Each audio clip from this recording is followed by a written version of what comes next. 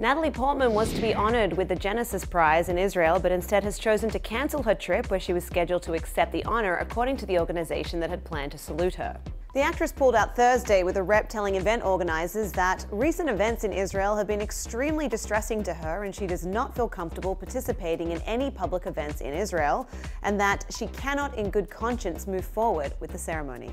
The Genesis Prize recognises notable individuals who inspire others through their dedication to the Jewish community and Jewish values. The annual ceremony in Israel has now been cancelled after Portman's decision not to take part in the June event. The actress had been announced as the honoree in November by the organisation. A statement from the Genesis Prize Foundation read, in part, "Ms. Portman is a highly accomplished actress, a committed social activist, and a wonderful human being. The staff of the foundation enjoyed getting to know her over the past 6 months, admires her humanity, and respects her right to publicly disagree with the policies of the government of Israel." The foundation added, "However, we are very saddened that she has decided not to attend the Genesis Prize ceremony in Jerusalem for political reasons. We fear that Ms. Portman's decision will cause our philanthropic initiative to be politicized, something we have worked hard for the past 5 years to avoid." Portman's rep declined to comment. Portman is not the first high-profile person to avoid a trip to Israel recently. In December, singer Lorde cancelled a planned concert date in Israeli city Tel Aviv amid protests for artists to boycott performing in the country. Earlier in 2017, Radiohead also faced criticism ahead of its July 19th concert in the city.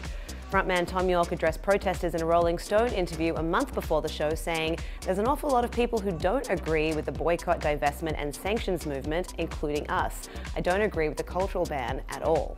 Portman, who was born in Jerusalem, has openly criticised Israeli Prime Minister Benjamin Netanyahu in the past, telling The Hollywood Reporter in a 2015 interview, "I'm very much against Netanyahu. Against. I'm very, very upset and disappointed he was re-elected." Her decision to decline the award and avoid travelling to Israel has been denounced by Israel's Minister of Culture and Sport, Miri Regev.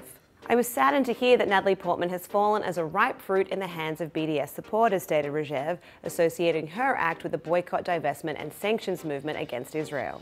Regev was not the only one to take issue with Portman's choice. Social media backlash ensued Friday morning, not only at Portman's announcement, but its timing as Israel wrapped up its 70th Independence Day celebrated on Thursday. "She's spitting in her homeland's face on our most celebratory day," read an online comment, while others called it nothing short of treason and a shameful elitist choice against her fellow countrymen and succumbing to BDS movement's ploy.